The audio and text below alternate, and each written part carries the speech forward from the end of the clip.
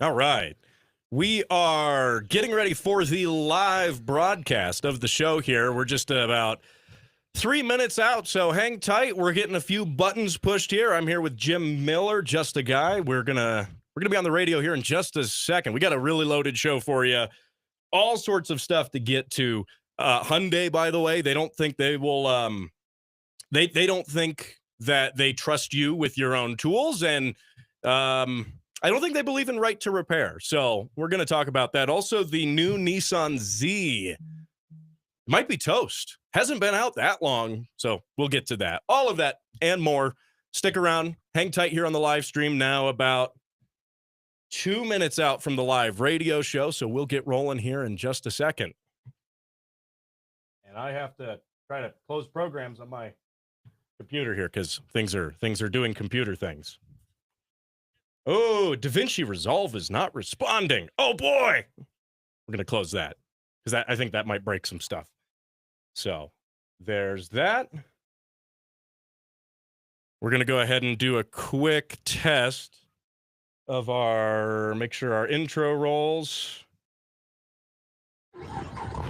Yep, we're doing good. Doing good. All right, Jim, how are you feeling before the show? What's that? How are you feeling before the show? I'm good. Doing good? Yeah, I'm good. All right. It just shows me delayed. I'm looking at it. Yeah. Did you drive your Mustang? Huh? Did you drive your Mustang? No. Okay. Disappointed. It doesn't have any brakes either right now. It's still trying to kill me. I need to finish it. I just haven't had a chance. I see. Yeah. Brakes? Who needs brakes? All right, looks like it's working. Wow. Technology, man. We're hanging in there. Jim, I'm gonna rely on you to moderate the chat if any chats come in on YouTube. Okay, I guess. Yep. I can do that. Since you've got it up over there on your end. Right. All right. Coming up here on 1 minute away from the live radio show. I also don't have a producer again. Why does that keep happening? I'm doing all this tech stuff myself because someone wants to go on a date and play hooky from my show. You think we should call him out on the air? You think we should call out Rice Cakes on the air? Maybe. Because he's on a date and not producing my show? Right. Yeah, I think we should. His priorities. I know. All right, about 30 seconds out here. You can't hear on the live stream the radio feed. So we've got spots in our ears, commercials in our ears right now. So we're coming up here in just a second here. 10 seconds. Isn't this fun? It's like a pre-show. It's like in football games, they have an hour of pre-show, 2 hours of pre-show, 3 hours. We're not that cool. Oh.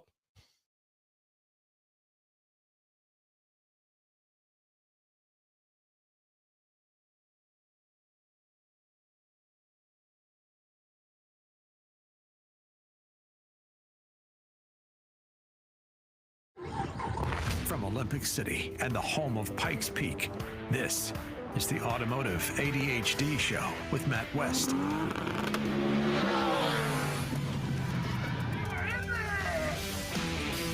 So if you own a Hyundai Ioniq 5 and you want to DIY a brake job in your driveway, I'm sorry to tell you, man, you are hosed. Hyundai wants you to buy a $2,000 plus scanner and do a whole bunch of other stuff just to do your brakes. Can you imagine that? We'll talk about that. We'll talk about why right to repair is so important.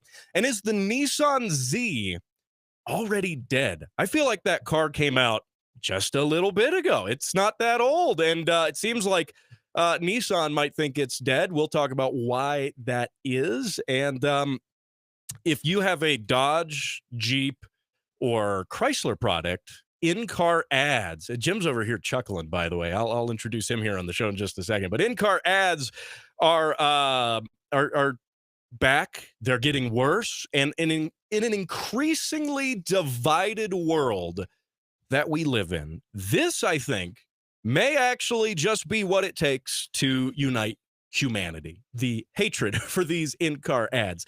We'll get to that. I'll tell you how you can win some free stuff today on the show. And of course, Jim Miller is also joining me here on the program. Jim, thanks for coming on the show here. Oh boy, feel very welcome. I appreciate it. Yeah, Jim Miller, just a guy. If you've listened to the show, you know his voice.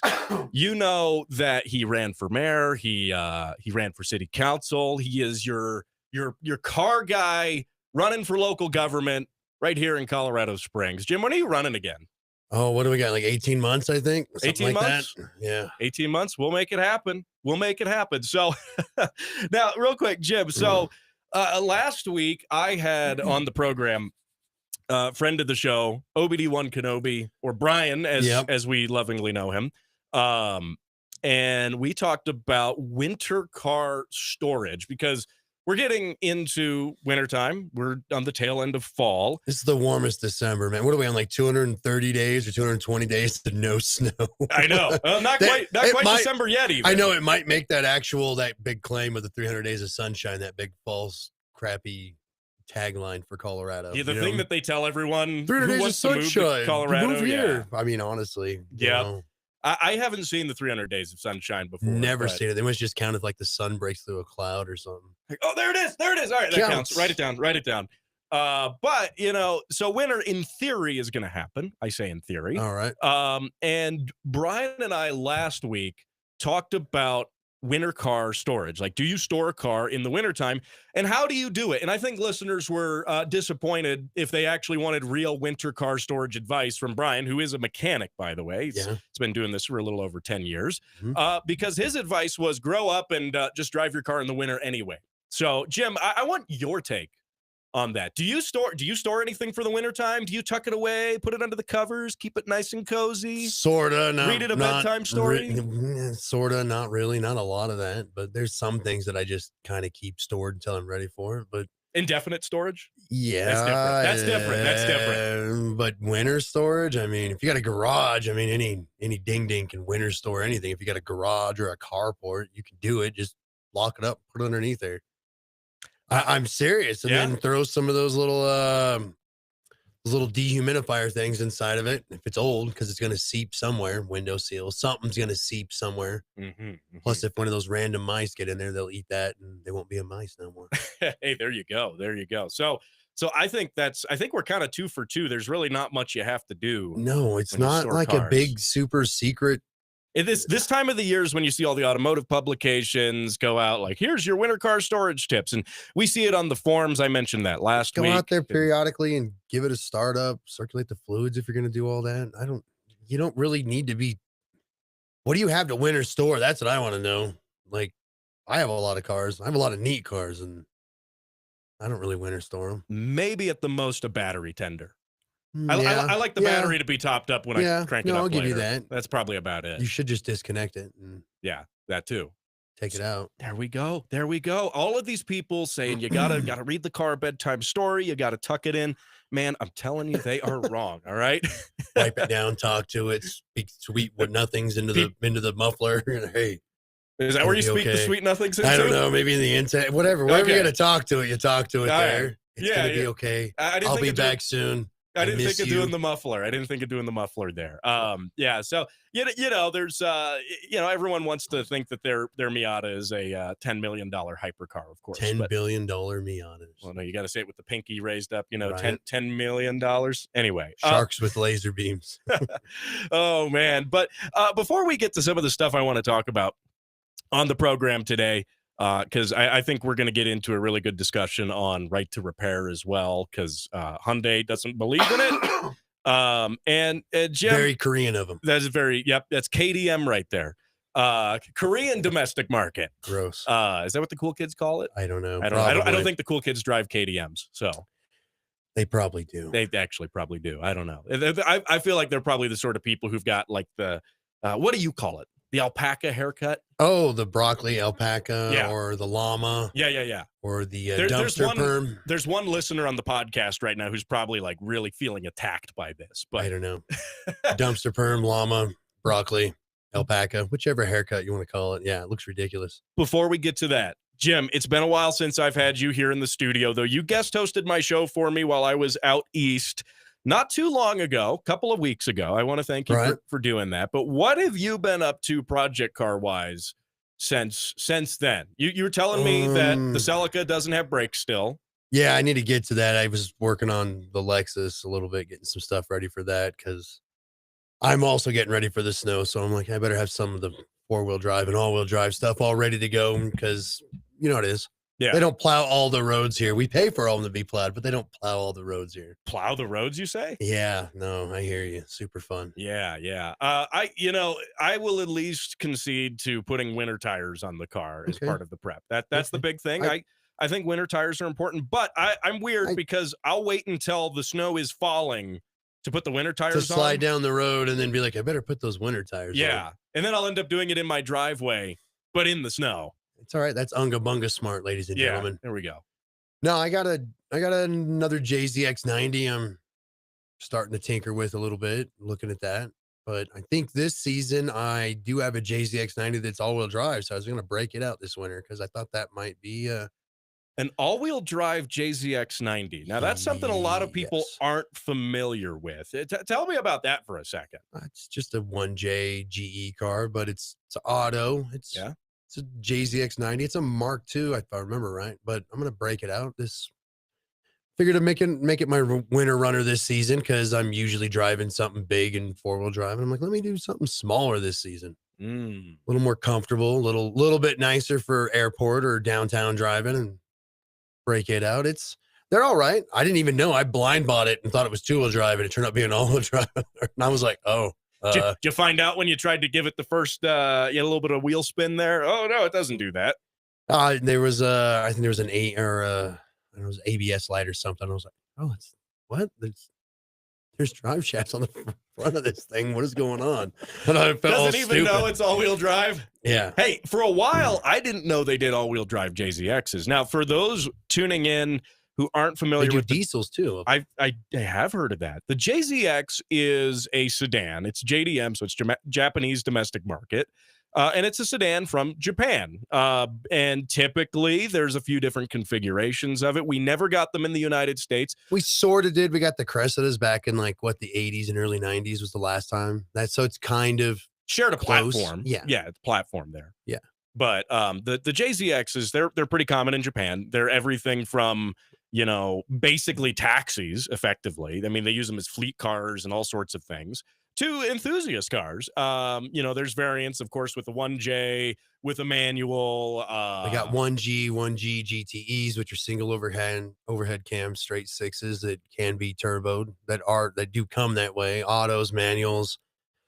JZX90s apparently did come in manuals. I thought it was just the JZX 100s, but hey, there we go. I didn't know. I learned something a few weeks ago. So there we go. Now we are going to learn something here about, Hyundai and right to repair. We're going to get to that. And I think I want to talk about Nissan. I kind of slammed on Nissan last week on the show with Brian. I hate Nissans. We'll get to that and more.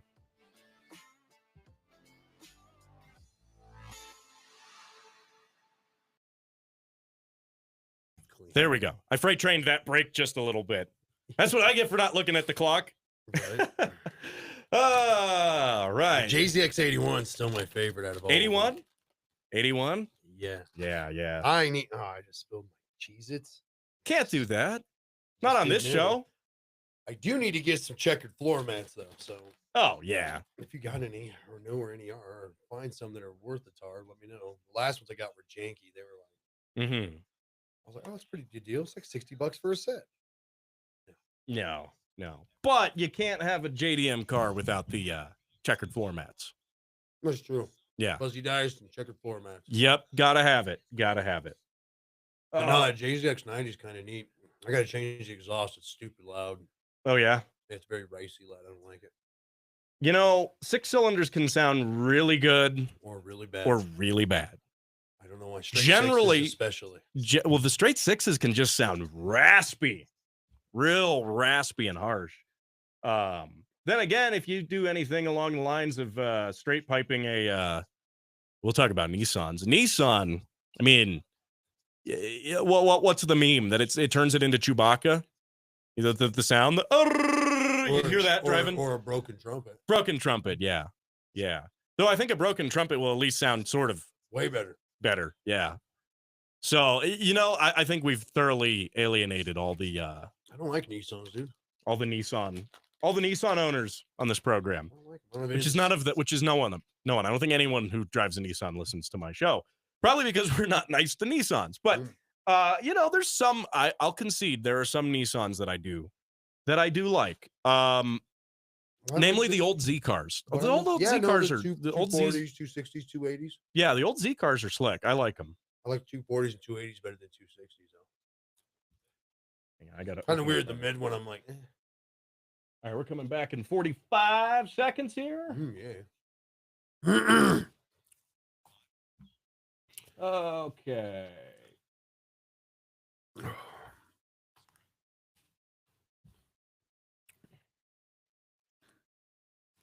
Okay. Just showing me eating Cheez-Its. I know. This is the most riveting live stream ever. It showed you dropping the Cheez-Its too. Huh? Showed you dropping the Cheez-Its. Nice. Yeah. Okay, let me get this up and running here.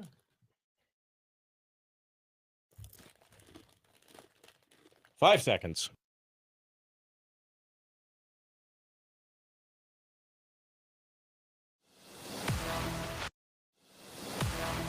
And you are joining us here on the Automotive ADHD show. Matt West here, hanging out with you, talking cars with Jim Miller, just a guy. And Jim, so we got a lot of stuff to get to here on the program. But before we do that, I don't know if you knew this or not, but I am running a little bit of a promotion on this show. Ooh. Yeah, a promotion. Promote away. Yeah. So what we've got, we got a new batch of the As Heard on the Automotive ADHD show stickers and the key tags. I love the key tags here. And you don't have to pay for it. You don't have to buy them. You don't have to do anything except for one thing. If you comment on the live stream of this video, we are live right now on YouTube, or you can also write into the show, Facebook, Spotify, comment on any video of the show anywhere. All right. And you have to comment, I love Jim Miller's Mustang. You will get a free Automotive ADHD key tag. I don't have a Mustang. You sure? Yeah, I'm sure. That's a 70 Celica, you ding ding. I want the listener to chime in here. Do you believe him when he says he doesn't have a Mustang? I don't have a Mustang. I don't believe him. No, I have a lot of cars. I will tell you what I have if you ask me, but I don't have a Mustang. It does take like 10 people together to know what I have. Yeah, well, anyway, so if you comment on any Automotive ADHD video, I don't care which one, comment on the live stream. I love Jim Miller's Mustang. Yep. If you do that, you're not a very nice. And then I'll get in touch with you, and or you can just direct message me on Facebook because I need a mailing address so I can actually send it to you. So we should do that. So anyway, comment away. The sticker, by the way, if you're watching on video, looks like this, As Heard on the Automotive ADHD show. And I probably shouldn't have picked a water bottle to showcase it because you can't really see the whole thing all at once. But anyway, so there is that. And of course, the show is also sponsored by our good friends at SpyTech GPS. Get yourself a GPS tracker. Track your car. It is a huge investment, whether it's your daily driver, whether it's a project car. You don't want that thing disappearing to thieves and ending up on its way to Mexico or who knows where. Colorado, #1 in car thefts. Yes, Yay, sir. We're #1 in something. Yeah, #1 in something. And it's love it. And what you can do about that, of course, is get the SpyTech GPS trackers. They got a whole series of different trackers that'll work great for any application. Save 15% off on your SpyTech tracker using my code AutoADHD15. And then you can get another 35% off of an annual subscription as well. So check that out. SpyTech, tech spelled TEC, spytech.com, code AutoADHD15. Jim, you need to get some trackers on your cars. I'm the tracker. We're good. You're the tracker? Now, most of my stuff's locked up pretty tight, so Well, we're good. You still need. You I need probably one. should. Get 'em, get you 'em, got get some 'em. of those chips, Then and they're again, neat, but they're a little delayed. You got so many cars. You're going to need my promo code. Right. You're I'm gonna have to use it for everything. I'll ask SpyTech if they can send like 50 to you for free. That would probably suffice for 50. You think 50 at least? It would probably work. Yeah, I think so. Yeah. I tried. I had to get a replacement one because I tried tracking some 10mm sockets with it. Oh, It disappeared with the sockets. just gone. It's just gone. So I found a 10mm socket like 2 days ago. I was like, oh, nice. I'm keeping that. I've already lost it. Oh man, found it and lost it. Hey, you need to get on that spytech.com. So, Jim, you're not a Hyundai fan particularly. No, I don't like Korean I couldn't really vehicles. tell, but I assume that's the case. And Hyundai has the Ioniq 5, which is an EV, okay? And it's their hatchback looking thing. I think the Ioniq 5 kind of looks cool. It's going for this Such a dork. sort of cyber. That's the one's got the lights that go like this. Yeah, It's kinda, cyberpunk sort of look to it. It looks all right. Okay, I can appreciate the roof line on it, but that's about it. It also has fake engine noises, so I can't forgive it for that. gross. So, and at times I think it's actually preferable to call it the Hyundai Ioniq 5. However, it has a problem, which a user online posted about his recent experience trying to do, and I guess he's the only guy who's tried to do brakes, DIY brakes, Okay.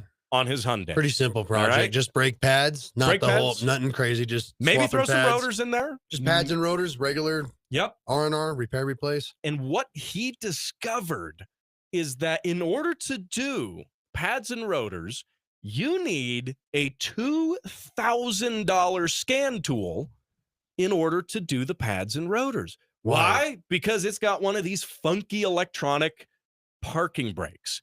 And you need to be able to basically disengage the thing and tell the computer to retract it all the way into a position where you can actually get the brake pads out, supposedly.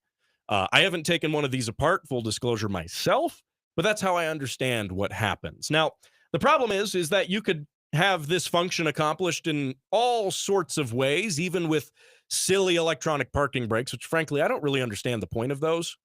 I really don't. I don't know. It seems silly. I mean, a cable analog was fine. It was fine. I believe, and this is purely my opinion, that electronic parking brakes in cars are there because of lawyers. That's my theory. They're a lawyer item. Why? Because people forget to put their car in park and then maybe forget to put the brake on, and it rolls away. And then lawsuits happen. This is lawyers the era happen. where, like, you wearing that hat, and whoever first made that hat, they're like, "Oh, you lost your hair," and you're like, "Yeah, I wear a hat." Then you're like sue them for losing your hair. Or something. Millions, many millions of dollars. And It's the hat's fault. It's the hat's fault. That's my opinion. Now there's obviously people who are going to say that, well, obviously it's because EVs and electric systems and you want the whole thing to communicate and you want it to be able to put the brake on. Why? It's dumb. The more Why? analog things are, the longer they last. The more you can service it and the easier it is and the less technology in it, the longer it lasts. Right? I mean, it just lasts longer. You don't need a computer module. You don't need power. You don't need this and that, Mm-hmm. And I mean, you can use a lever brake if your brakes go out. Trust me, I know. Yeah. Well, and so here's where it gets worse, though. Do I'm you want listening. to No, keep going. I don't like Korean cars. They're garbage. All man. right. This does come by way of the drive, Andrew P. Collins, hat tip over there. But one of the tools that Hyundai supports in order to talk to the car and get the brakes to release all the way so you can do the brake pads is the Car DAC Plus 3, which is about $2,000. There's another one called the MTS 6531, also $2,000, and the I think it's bridge, but with the D and the G capitalized for some reason, which is it's close to $1,000. Now they say, quote, under no circumstances do we recommend the use of non-approved devices. The company states you would then need to, beyond this, you would need to have a subscription if you do get one of their approved devices to one of their software tools on top of that, which, by the way, costs $60 a week. So you're a It's like a Netflix subscription. to use the tool, to use one of the approved tools to service the brakes. This, I don't know. Don't buy a Hyundai, a Kia, or a Genesis. That's my suggestion. Don't buy any of that crap. well, and part of the problem here too, is get this. Do you want to know how it gets even? Can you imagine that this actually gets worse on top of that? Oh, we'll continue. Okay. I can, So actually. imagine you are the DIYer. You want to do the brake pads in your driveway. You just want to get it done. And well, you spent $2,000 on the Hyundai scan tool, and you're paying that $60 a week subscription for the software for the scan tool. Now Hyundai says on top of that, you can't just do your own brakes, because if you're a DIYer, you need, and they say this in one of their tech documents, that, quote, access to bidirectional tests and special functions require diagnostic professional or vehicle security professional credentials from NASTF, which basically boils down to the NASTF is the National Automotive Service Task Force. And basically it's like it's a group that standardizes things between OEMs, and they do a lot of different regulations. But like, so to put it into perspective, this is the same sort of. Does it void the warranty too? Oh, I'm sure I'm sure if you look at it, it voids the warranty. Here's the thing. They say with this, essentially the certification you need to get the software to do all of this, it's the same sort of thing that you would need if you were a locksmith, right? So you're a locksmith and you get certified by the manufacturer. Then they give you access to the scan tool so you can like write and code keys with the scan tool, right? They're saying that the same level of security must be had replacing your brake pads as creating new keys and unlocking people from cars. It's just bonkers. How many times, Jim, do you think you have done your own brakes on a car? I don't know, probably thousands of times at this point. Thousands of times. Too many vehicles, too much stuff. I mean, it gets to the point where I got to like sublet the workout sometimes. I gotta be like, hey, you kind of owe me some money. You want to do this real quick for me while I'm doing this other crap? I'll call it even. I don't even care how much it was. Just help me get caught up. No, this is ridiculous. You know what? Maybe it needs to be a thing so you can service your thing and be like, all right, look, you're not liable for anything. I'm doing the work or something. Yeah. It's dumb. Like you can opt in or opt out. You buy something, but you're not allowed to do anything with it. It's the stupidest thing ever. The right to repair crap's ridiculous. Well, and here's the problem, too. A lot of people complain these days about how frustrating it is and how expensive vehicle service has become, right? So maybe it's a tool to make you not want to do it, to discourage you from wanting to have a vehicle in the modern era. Oh, it's a big scam by the public transportation system. Is it, that's the conspiracy. Is it a conspiracy? It's a conspiracy. There's a conspiracy here. Car maintenance and right to repair is so you don't want a vehicle, so you start riding the public transportation system. Big public transportation is to blame for all this. It's their fault. It is big public transit. I'm looking at you, Colorado Springs Metro. I'm looking at you. It's the metro things and the little scooter rentals and the bicycle rental people. They're like, no, you don't want a car. You want to use and rent and borrow and pay us for a ride. I would like to think that it's big public transportation. That's who I blame. I would like to think that there's a dark room with like a single light and a boardroom table, and it's just full of bus drivers all the way around the table. I feel like it's a South Park episode. They took our jobs. They took our cars. Oh, man. Well, and the thing with this is just right to repair is something that I think, for one, we've been doing our own maintenance on cars as a society since the automobile was invented. So 100 years plus. That was the big push with the original car. Hey, you can work on it yourself. It is yours. Yeah. And the thing is, so 100 plus years of people doing brake jobs in their driveway, in their garage. And suddenly, whoa, brake job, too scary. You got to have a certification to get the software to use on the scan tool, which is $2,000. And because we're Hyundai, we might just say we don't like you and we're not going to give you the product. Probably won't charge again. Yeah, right. You do the brakes and it's like they lock you up from charging. They'll lock you down completely. I want to get to a couple of more points on this here. We're coming up against a hard break, news break here at the bottom of the hour, but I want you to stick with us. You're listening to the Automotive ADHD show. I'm Matt West with Jim Miller. Don't go anywhere. We'll be right back after this. Okay. Now we're in the news break. Gosh. Fight big public transportation. It's big transit. Big transit. The big transit is the reason for this. It's the reason for the right to repair problems. Yep. You're like, what? So, drives me. It honestly bugs the crap out of me. It really does. It's stupid. It's work stupid, on my stuff. but it's not just Hyundai in this case. It's Everybody. all these manufacturers are doing it. Everyone's doing it. So You spend all the time reinventing the same thing over and over and over and over again. Yep. You're like, dude, honestly, we could have stopped with 2000s technology, been fun. Mm-hmm. I mean, improved efficiency and horsepower and stuff with like engines and stuff and drivetrains, but really as a whole with it, I don't need computer screens. I don't need all this extra goofy crap. I don't need a bunch of computer modules. I was like, even honestly, in 2000, they're getting too much with that, with the fuel modules and stuff. Yeah. Well, and even then, I mean, the things that make cars work, right? I mean, they really fundamentally don't need any of this stuff. Cars, in a way, almost, I would say, peaked in the early 2000s, because that was when you had the blend of the modern efficiency, the modern design, modern drivetrain design, modern fuel efficient, EFI systems, things like that. But classic, proven and true longevity, wear and tear.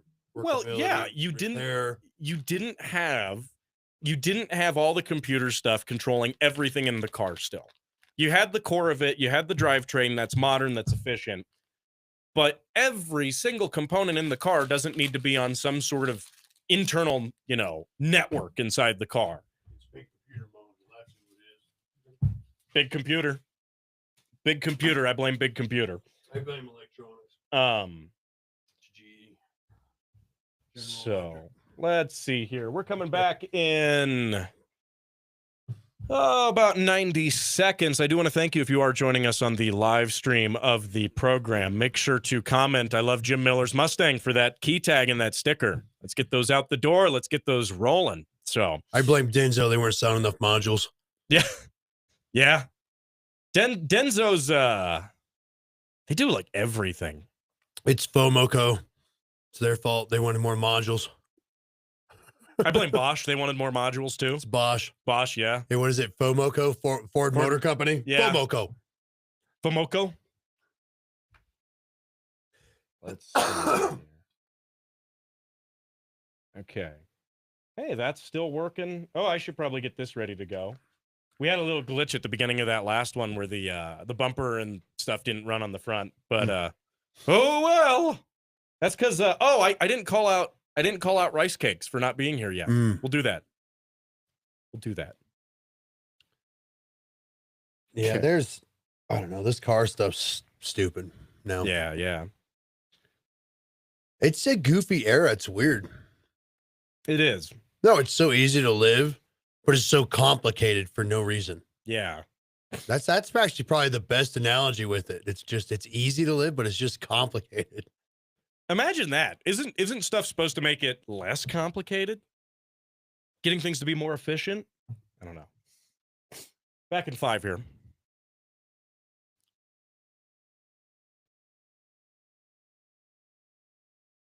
Some call him the Toyota God.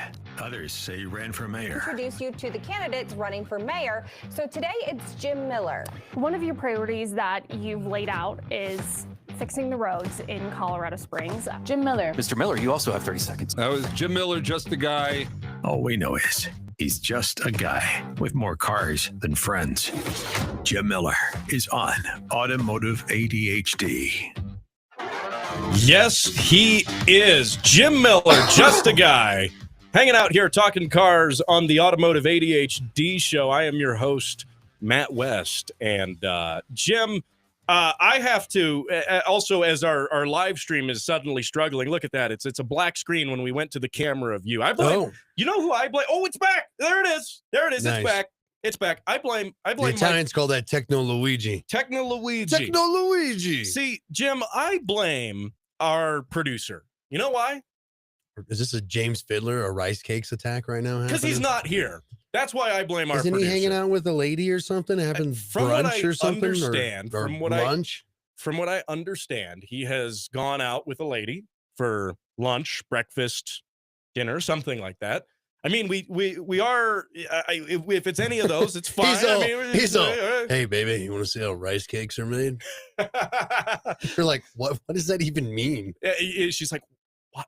Why are you talking about rice cakes? Are we going for rice cakes? You'll see. Anyway, he's probably if he is listening right now, I'm definitely calling him out.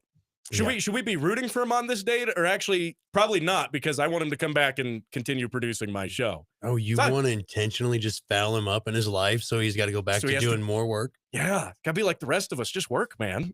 That's quite selfish of you. Oh yeah, I know. But these buttons on the board here and on the video and the live stream don't push themselves. So I think he does deserve being called out. He's a good guy. Leave him be. Let him have fun. He is a good guy.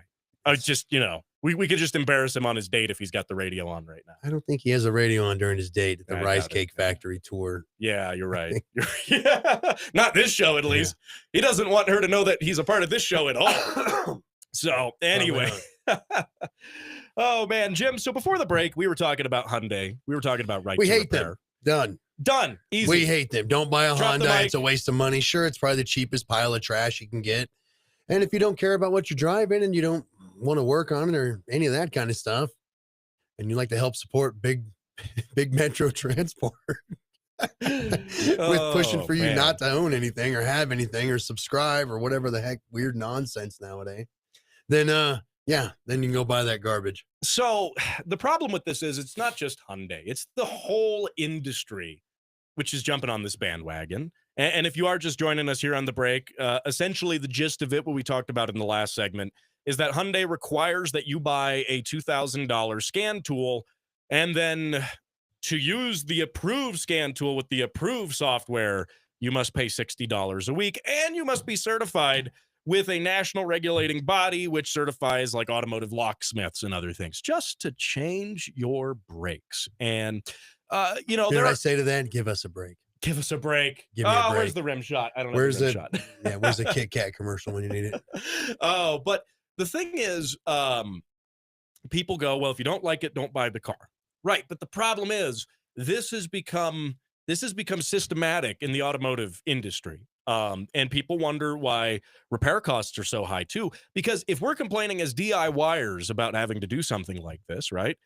Well, your mechanic has to buy these tools as well. If your mechanic is not the dealership, if you've got an independent mechanic that you trust, you like, he's a grassroots dude. Are you telling me this drives up the price of the repair just because there's a bunch of specialty nonsense that's thousands and thousands and thousands of dollars for one job that's really the equivalent of probably $100 in parts? Tell me more.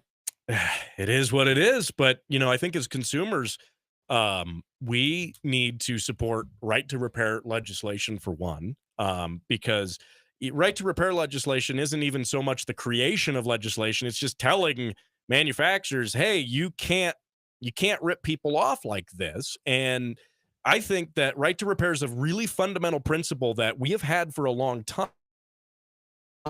I blame California. I do blame California completely. But I mean, look, what was their thing? CARB or whatever? California Air Resource Board. Yeah. And the only thing they did good was, what was it? The OBD2.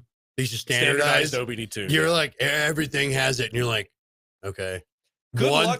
Good luck. Hundreds of thousands of legislation thing. And they did one. It was like, that works. Good luck actually doing anything on a modern car with OBD2 now, though. Yeah, you can still like read codes. You can still see live data, but you can't perform services like this with a standard little OBD scanner. Just be like, release brakes. Yeah. E-brake off. Yeah, it's a bigger... I'm honestly trying to like caveman think of a way to solve it. Like, do I just pull a plug off and I can just reverse the polarity? It just opens the brake caliper or whatever off the e-brake or releases it or something. Like, is that gonna work? What if we just, you could really caveman it by saying that all of your braking, 70% of your braking is done with the fronts. Yeah, it is. So just take the rear off. So you don't even need the rear brakes. Don't they're take for- that advice. Rear brakes are for rich people. You don't need that. Yeah, what? Only 30% of your braking. Rear brakes done are in the for rich rear. people like condoms and napkins. You don't need rear brakes. Trust Matt West right now. That is not Remove the official rear advice. brakes off your vehicle right now. So says Matt West. That is not official advice. If Okay. you choose to do that, It's weight reduction. don't sue me, bro. don't sue me, bro. You can't. But I don't know. Look, if you've got one of these Hyundai Ironic 5s, I've talked to people who have them and they really like them. They actually really like them.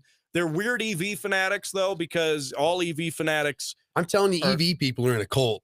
they are. They absolutely are. And trust me, go to any EV charging area and they're pretty friendly. EV guys will talk to you about their cars. Like to no end, which fine. We're all. He's car all EV guys will talk to you. EV ladies will stab you, but EV guys will talk to you at the charging station. You're like, what are you talking about? They'll They're in a do cult, that, man. but they will try to get you in their cult. They open up They the will. service manual, start reading it to you. You just got to plug it in and charge it. You need a power station at your house, and it's all. We're like, what? So saith Elon Musko. You're like, what? Then they're like, yeah, only around here we only drink this Kool-Aid. It's all by the written way, out like so." Bible stuff. Elon Musk 1210 says, charge it twice to make it nice. You're like, what? What is happening here? Oh man, Thou shalt not let batteries run less than 10%. it's 20. Thank you very much. No, I'm kidding. I don't know. You know what? While we're on the topic of annoying new car things, though, all right, because it's the low hanging fruit. Who doesn't love talking about new car stuff? Ads in new cars. Jim, when was the last time you had an infotainment system ad pop up in one of your cars? Playing Pandora, and then it played an ad. That's the last time. Well, okay, I mean, on the close. Well, I'll Because say I used the free one because I'm a cheapo with that. I'm like, I can listen to a commercial or two. I will say, full disclaimer, people are going to say, Matt, you're on the radio. The radio has ads. Yeah.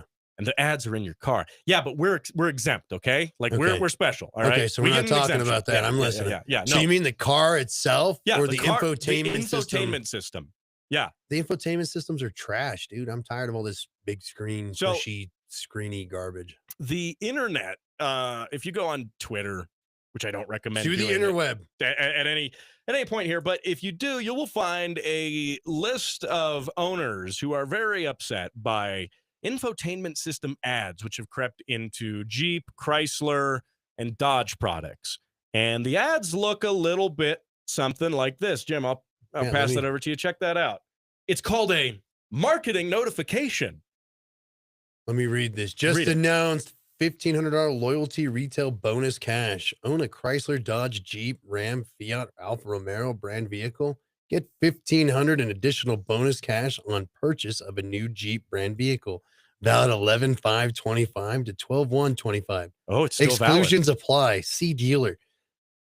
That's dumb. It sound like I just read a goofy commercial. Yep, you I just read it well too. You did read it well. You're like a Marine that can read. yeah, Everybody's clapping for me out there in society. oh man. 250 years of the Marine Corps, and look, one of them can read. So we'll get to this and why I think It's Nissan is really missing the ball on the Z car. Jim, do you like the Nissan Zs, the old ones at least? The 240s, 260s, 280s, yeah. Yeah. The 70s, yeah. Okay. Those are all right. They're all right. They're all right. They got They a get- good shape. They get an all right from Jim Miller. So on that note, we'll be back after the break. Don't go anywhere. It's Automotive ADHD right here. I've had a few Z cars. Ooh, look, I can time a breakout. Imagine that. I've had a few Z's back when, but that's back when you could buy them for like hundreds of dollars and stuff all the time. Oh, yeah. Hell, you can still find some because it was big and hot to put the V8s in them. Everybody put Chevy 350s in them and stuff. Yeah. You can still find them out there where you're like, dude, they're V8 swapped. They're actually pretty gnarly. Yeah. Rusty, pretty gnarly though. Okay, hang on. I got to check something in the other studio. How long do we have? We've got 3:30. Entertain the masses on the live I was going to go stream. grab snacks, but all right. Snacks? Or unless you're bringing snacks back. Here, what do you want? Whatever. Is there any more Cheez-Its or barbecue chips? I'll find Sweet. I live on snacks. Live on the snacks.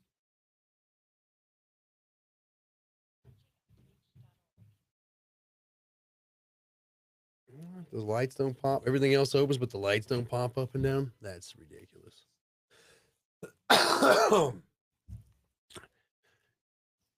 Got me in here by myself, looking at everything. I'm not very entertaining.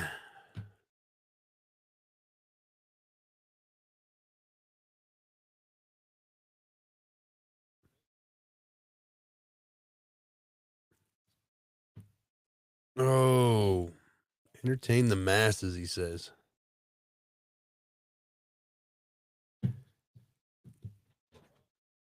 Did you find good snacks? I found Cheez-Its.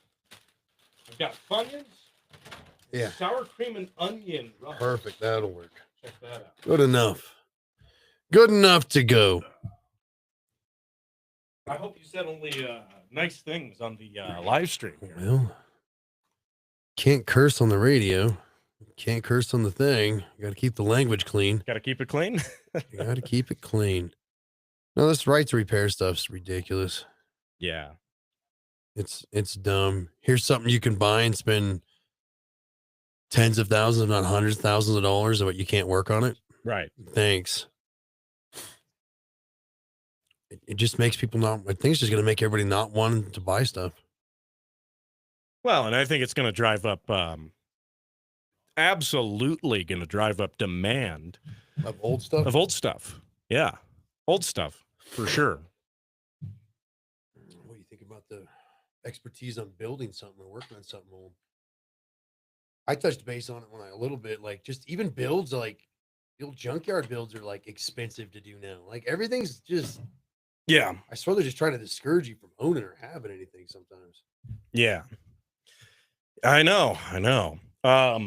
All right, we're coming back in 60 seconds here. 60 seconds. Ooh, were you still interested in that IS300 I have? I did find some of the interior pieces. Oh, Because I was working on stuff. maybe. Okay. But I have to buy expensive plane tickets really soon, so it depends on how fast you want to sell it. I don't know.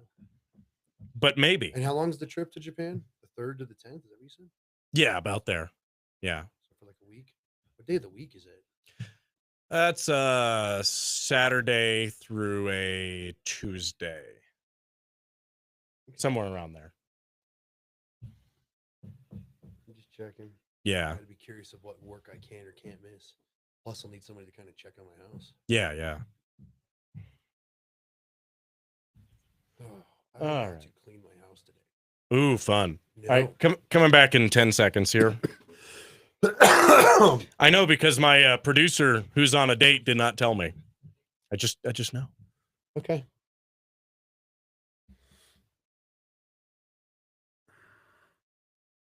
For years, we've said it's possible to build a GT with a generous size engine, fully independent suspension, disc brakes, and a 4-speed gearbox for well under $4,000.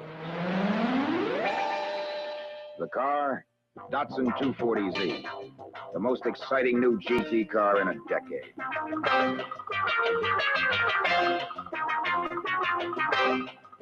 The 240Z, a new kind of economy car from Datsun.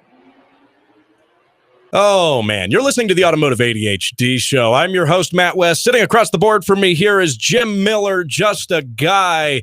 We'll get to the Datsun topic. I'll still call it a Datsun. How about that? We'll get to that in just a second because I think there's a problem with Z cars as a whole right now. But we were talking about before the break, Jim, ads in the infotainment system.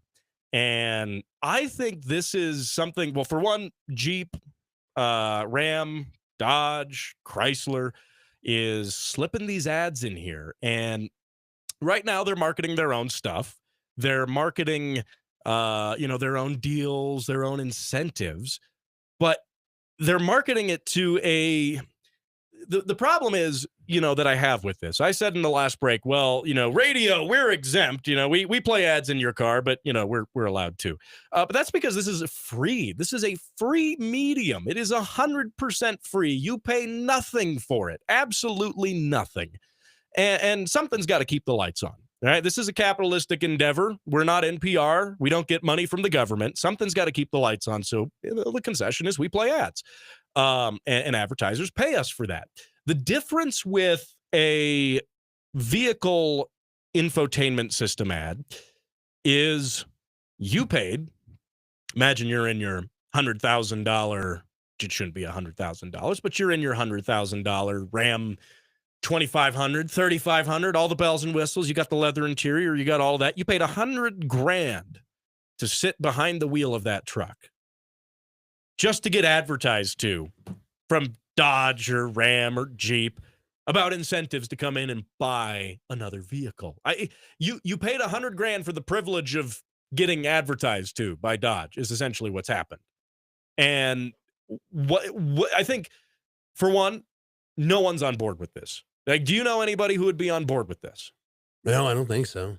No. It makes me want to check old Burley Farley's Dodge just to see if his infotainment thing's like telling him to buy stupid crap now. Well, he's got a TRX. Yeah, right? he had a TRX, but now he's got a 3,500 or whatever. Oh, that's right. Yeah. So, Hey, he might. and actually, it's like new. He's used it for work, but I think there's like some transmission thing or something. The whole valve body's got to put a whole new one in already. Why is it? I did a bonus edition of the show, and we did it as a podcast. It's a good work truck, but it just seems like it's just like so much stuff for something that hasn't got that many miles on it. Yeah. Well, I did a podcast after last week's show, and I talked about that. I talked about the General Motors and Allison Transmissions breakup, which, by the way, Jim, I don't know if you heard about that. GM and Allison Transmissions are breaking up, but it turns out Allison Transmissions haven't really been in any of the new GM products for a number of years. It's just the brand. It's just the nameplate. Oh, That's it. they just bought the right to put the name on the thing. Yeah, even though it doesn't even have a Allison transmission. Nice. $100K for that. Anyway, I did a podcast about that. And so if you do want to catch that, that is online, Spotify, YouTube, Facebook, all of those places. And remember to subscribe to the show in those various places as well. Even if you listen on the radio, subscribing there online helps out a ton. But the new vehicles are so expensive, and there's a number of reasons for that. We can get into that. But the crazy thing about these infotainment system ads, right now, they're only promoting Stellantis, which is the parent company of Dodge, Jeep, Chrysler, and so on. Are they all written? There's no like commercial that pops up. Not yet. You know, like when you go get gas now, and you're like, I got to hear like 12 commercials while I'm pumping fuel.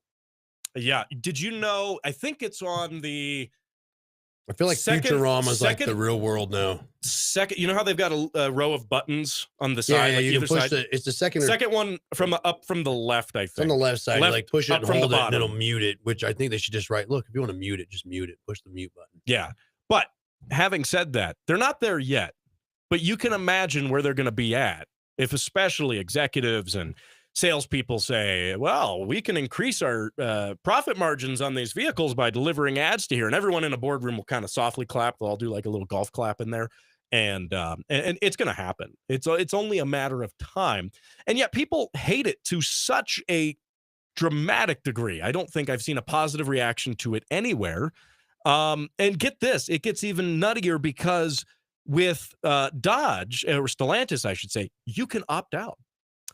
But you ever tried to opt out of gym membership or anything? Freaking Amazon.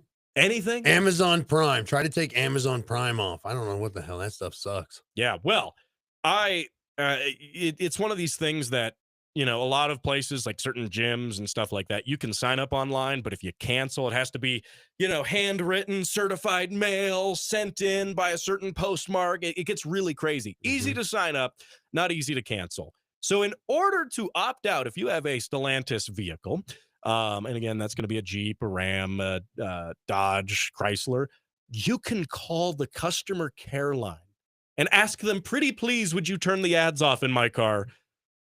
And they might. They might. They might. That number, by the way, 800-777-3600. So, or you could call 800-777-3670 and say, I love Jim Miller's Mustang. You should actually do that. I would love it if you do that. Yeah, you're just not going to let that stop, are you? No, but I want someone to call that number now and do that. But Nice. anyway, so if you're watching online, YouTube, Facebook, Spotify, and more, let me know your thoughts. If you're watching on the live stream right now, we are live on YouTube. Would you, I mean, I know your thoughts. I don't even know if you, I mean, yes, let me know what you think about this, but I know you're going to say this is ridiculous. We all hate it. Humanity itself can be united. All of the political divides, all of the cultural divides, I think can be united for this shared hatred of this. What do you think?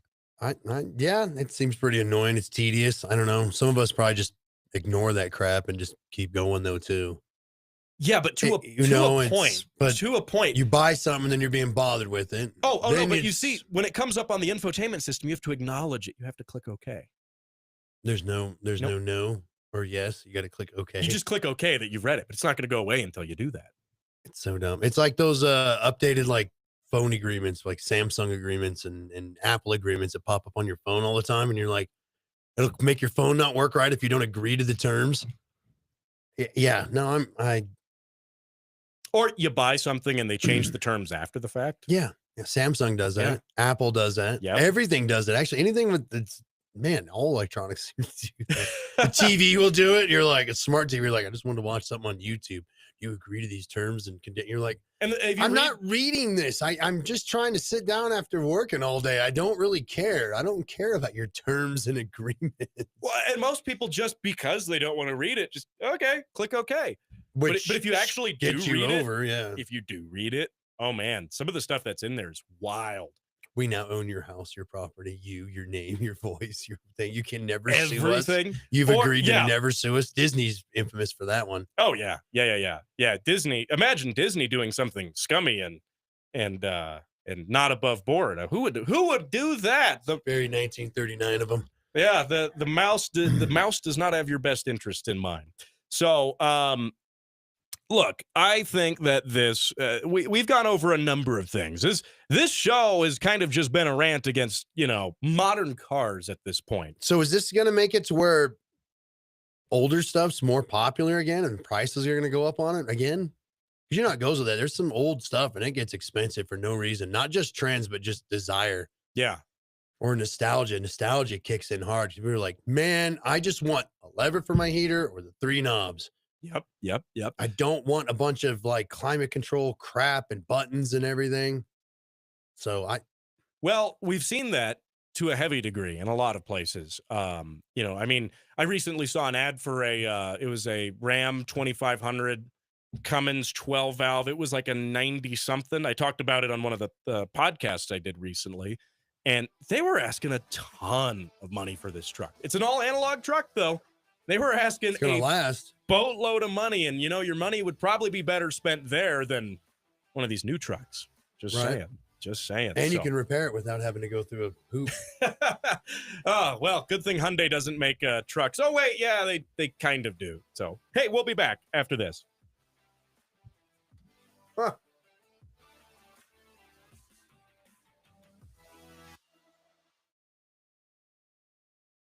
Huh?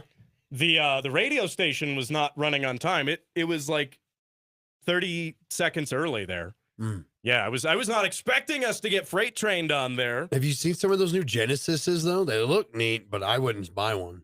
Yeah. Jim, do you have a few minutes here for I want to do the Nissan thing as a bonus. Okay. Okay, let's see here. Okay, let's pull this up here. If you're still hanging out on the live stream, hang tight with us here. We're gonna do a bonus edition of the program here.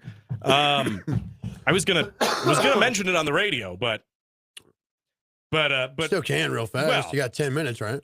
oh no, that was our last segment on the radio. Yeah, Nice. it freight trained us, which is why I had to just wrap it up there. Oh, damn. And you know why? It's because Rice Cakes is on a date. Blame That's him. why. That's why. I blame him. Blame him all the way through and through. He's never gonna come back to work for here. He's like, no, I'm done. I'm done. So okay. Let's see here. So let's leave it rolling here, and I'm gonna go ahead and we're gonna leave that running. And have to wait for it to hit that legal ID at the top of the hour, and then I'm good to ramp this down. So hang on. There it goes. There it goes. I'm sure this is riveting on the live stream. Sure, it's completely riveting.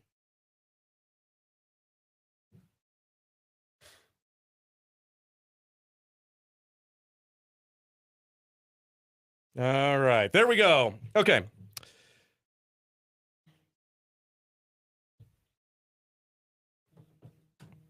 Okay, there we go. Hey, I hear a phone buzzing. Is that That's yours? mine. That's yours. You're the culprit. Florida never calling me. Nope.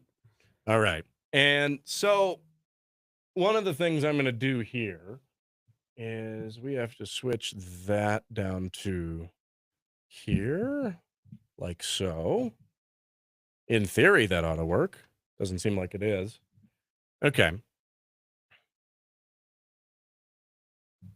So, all right. I'm going to go ahead and flip a switch in the other room, make sure that this doesn't run over the air, and then we're good. You all right?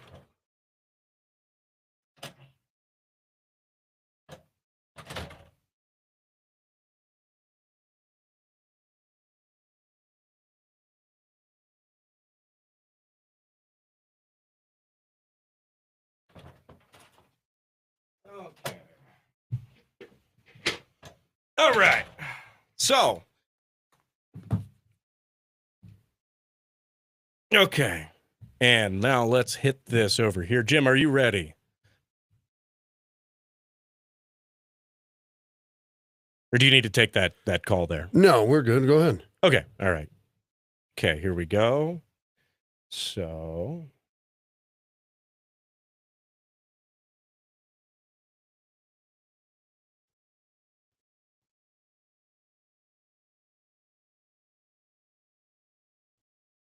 oh, and did you hear hang on here. Did you hear about the whistling diesel thing? Oh, he got arrested for tax fraud because Ferrari's pissy with him.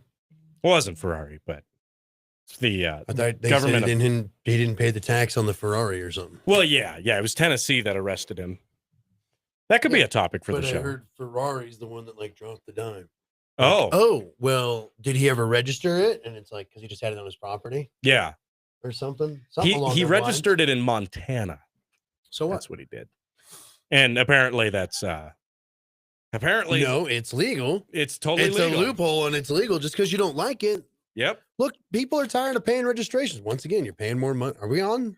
We're on live stream still. Oh, okay. So yours are recording Yeah, all yeah, this. we're- This is our bonusy thing. This is our bonusy thing. So, but you think about that. So you buy a car, then you got to pay money to use your car. Then you got to have insurance. Then you got to have a driver's license. Then you got to have like 12 steps to use something that's already your property. It's like having to be permitted to use like a fork or something, dude. It's dumb. yeah. Well, Are you certified to use the water in your house? Get licensed. You need water insurance. Like, dude, no. get certified to do your brakes on your Hyundai. No, it's dumb. But car stuff's like that. Oh, here's this extra insurance you have to purchase. I shouldn't be forced to purchase crap. Yeah. Life's risk. Screw it. You know what? I think everybody, if there was no insurance, it'll go one extreme or the other. People either drive better or drive worse. I'm serious. It'd be one. There'd be no mid ground. It'd be 'Cause like you'd people have- would be like, I don't want to break stuff because it's expensive to fix it.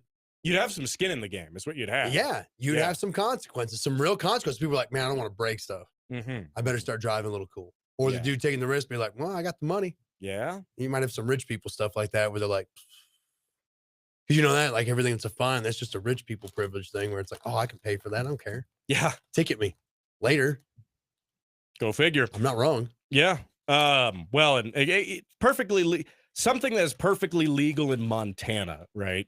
Mhm. Montana's happy for you to register cars there. It helps them out. Perfectly legal in Montana, but Tennessee goes, well, you didn't pay us the money, so we're going to come after you. And the problem with that is, so what? You go out of state to buy something, you buy anything out of state and you paid that other state sales tax. But no, the state you live in's mad and they're going to throw you in jail because you're not paying that sales tax in your own state, your home state. It doesn't make any sense to me. And what's interesting about that is I've seen people have been critical of that, just saying, oh, it's just supporting rich people. And if anything, the response I've seen online has actually been really critical. Like, well, good, he gets what he deserves. You break the rules and that's what happens. Or you want to skirt around the rules. But the fact is it was perfectly legal for him to do that. People are just mad because he has more money than they do. And people default I to don't it. like the stuff him destroying stuff all the Oh, time. no, I don't want to. When he did that Hilux, I was like, I don't like him no more.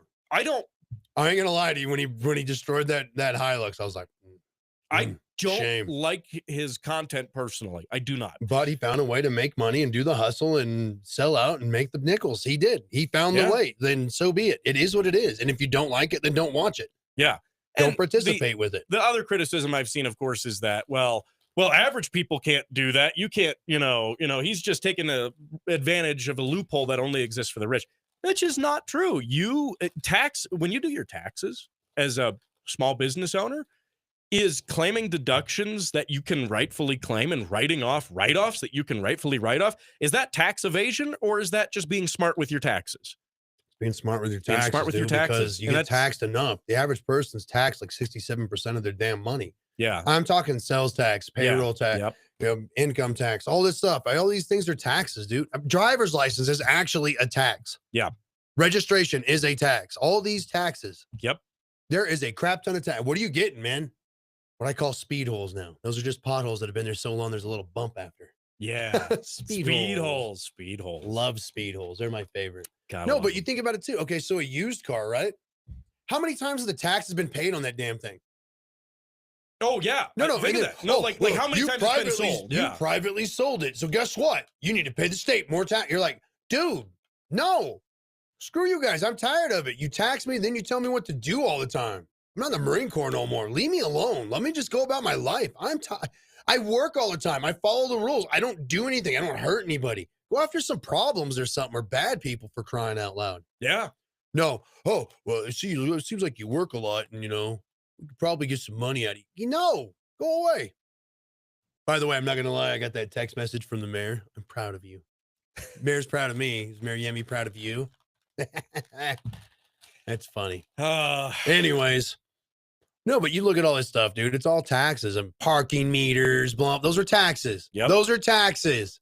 Every time it's a tax. This filing fee, that's a tax. Yeah. It's taxation without representation. They just called it a fee or a fine. Well, and Colorado's famous for doing that. Colorado's very good at doing that. Colorado's little California. Don't forget, Denver's Mile High San Francisco, Pueblo's little Pittsburgh, and this is Colorado Springer, a large episode of Jerry Springer that just never stops. You're like, I don't know what's going on, but this is like everywhere else now. What is that meth head doing? Are they trying to steal my tools, my battery, my catalytic converter, or is that even my stuff? Is that my neighbor's stuff? Like, what is happening? Thank you, urban campers. I love what you've done to the place.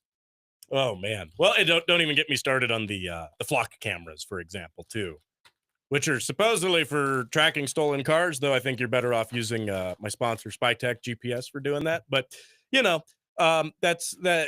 those have been misused in a wide variety of ways. And not only that, I could not believe where I saw one.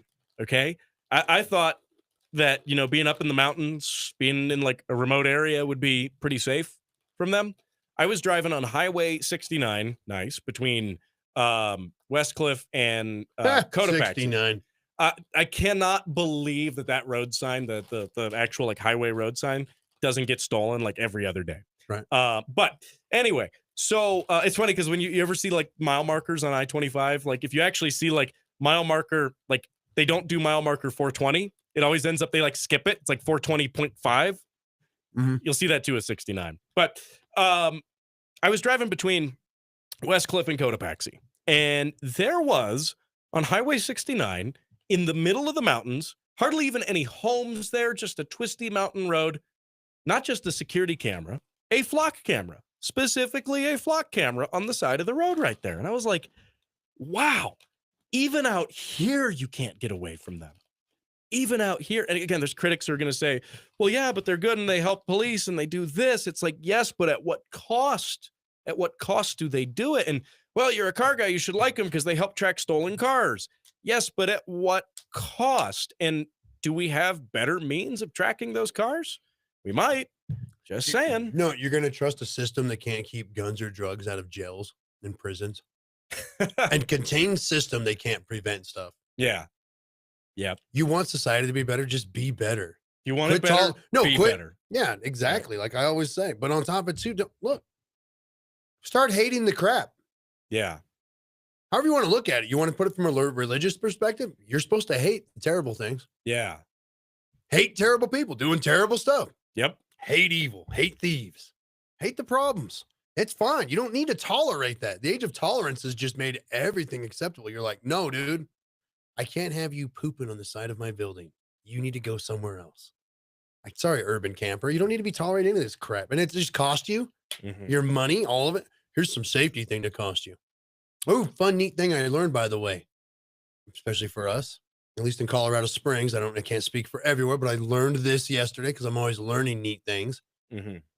If there is someone in your car, you don't need to have money in the meter yet at the parking meters. Really? They can't give you a ticket if there's a person in the vehicle.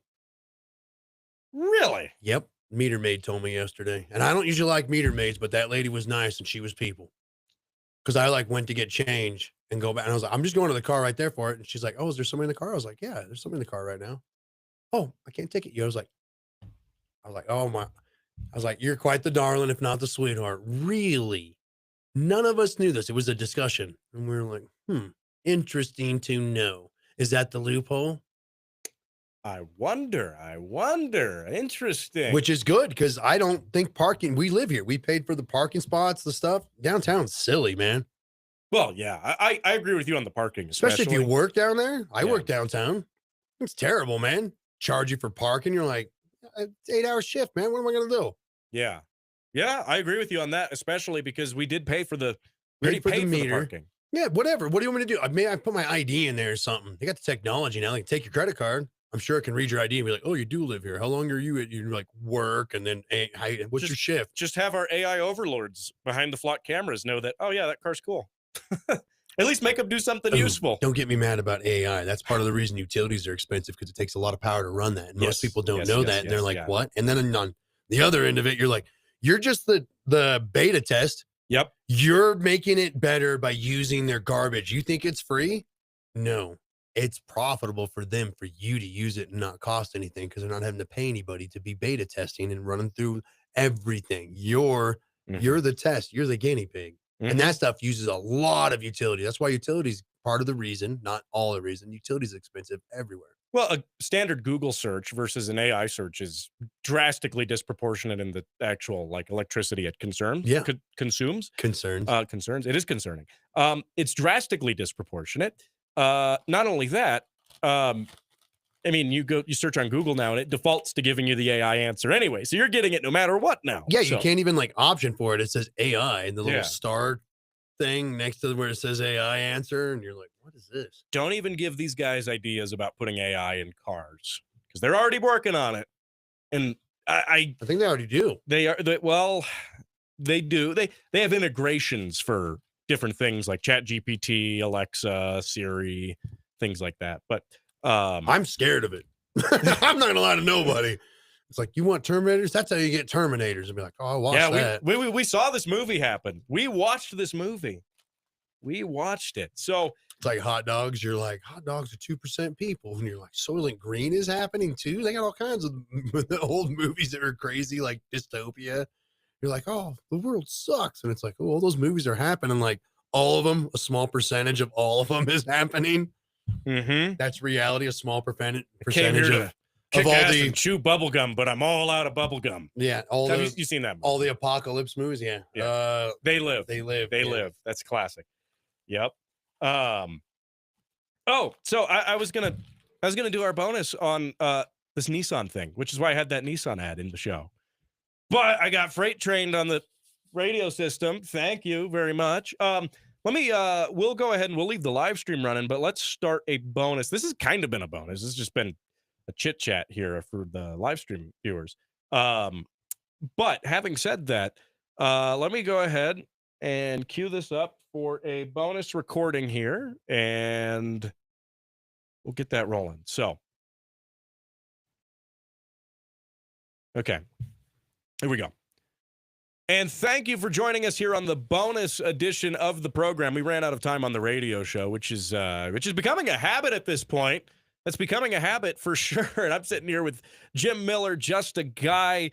Jim, I wanted to talk about Nissan and our thoughts on some Nissan-related automobiles, which I like the old Z cars, the old ones, your 240Zs, your 280Zs, heck, even your 260Zs.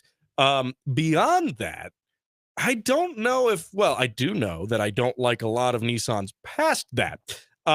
Basically after they stopped calling it Datsun. Well, this is tying into the modern world of Nissan, which Nissan, the SVP, Nissan SVP Michael Sauter told The Drive, which hat tip The Drive, they do a lot of great work, that for the Z sports car, he says, quote, probably in the future, we will see more of a build to order as opposed to build to stock. What he means is they're not going to be shipping cars out to dealerships. You got to order one. If you want one, you got to order it now. And well, isn't it, as the stories have been going, there's a lot of overstock sitting around on new stuff because nobody wants it. Well, nobody wants dealership marked up stuff. Nobody wants $100,000 piles of garbage. I'm just throwing it out there. To that, this guy, Michael Sauter, told The Drive in the interview that they did, he said, quote, hindsight 2020, you know. That means, yeah, that's what he said. That's what he said. And he also, you know, I don't quite agree with him on a point he made here. But he made a point that, and I'm pulling it up here in the article, but he made a point that these cars, it's just too tricky to spec them out as the manufacturer and then ship them to dealer lots. And then he says it's basically a roulette game of will people buy that car or not? If they don't get the spec just right, no one's going to buy the car and it's going to sit around. And I disagree with him on that point because the spec is not why these cars are sitting around. It is not, because when you look at the, have you seen the MSRP on these things? Have you seen how high those are? I'll pull it up. There was two new cars that were coming out that I was excited about. Okay. When the new Super came out, I was excited about that. Mm-hmm. Okay. I guess three. That Lexus LFA, I was pretty excited about that, but then it was like the price, and I was like, it's a car, definitely not. But then really it was the Supra, and then that new Z car. But remember the markups on those and all that stuff, the dealership markups on both those, and you're just like, I don't even care, because the whole thing behind it was both. If I remember correctly, both those cars were supposed to be like, oh yeah, you know, you can get like, you know, base model options. They're going to be real cheap for just analog performance. Just drive it. Mm-hmm. A driver's car, mm-hmm. enthusiast car. You could build and add and da da da da da da da.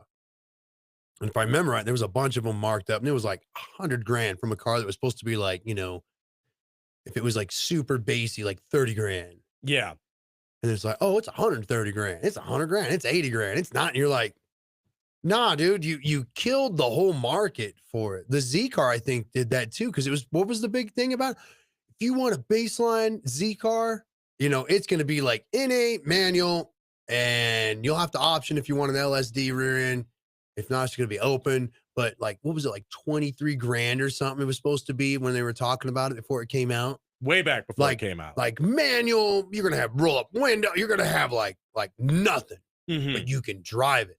Mm-hmm. You're going to have to pay extra for a radio or some crap. They were saying, you know what I mean? Like, we're not going to put a stereo in it. Yeah. You'll have heat. And you're like, I ain't mad. Less stuff, not broken. I don't use AC barely anyways. I'll be sweating it. So the base Z starts at $42,970. That's higher than they said, because they said it was going to be like 20 or 25. You get, and that's base. That's as base as it gets. You don't get any cool bells and whistles. I don't have it on here, but I don't think you get even an LSD with that. So at least it's a manual, right? You can get it with a manual. You can get it with a manual in either the base or any of the trims. So the performance, though, which doesn't even really have that much over the base, in my opinion, starts at $52,970. The Nismo variant, $65,000. And people could say, oh, tariffs. But these prices have been this way pre-tariff. I'll throw that out there. Dude, it's Covey stuff prices. Everybody doesn't remember that. They act like, oh, it's the tariffs. I was like, nah, dude, Covey made everything expensive. These prices have been up for a lot longer. The tariffs are just a convenient thing. Oh, cars are more expensive. Yeah, tariffs.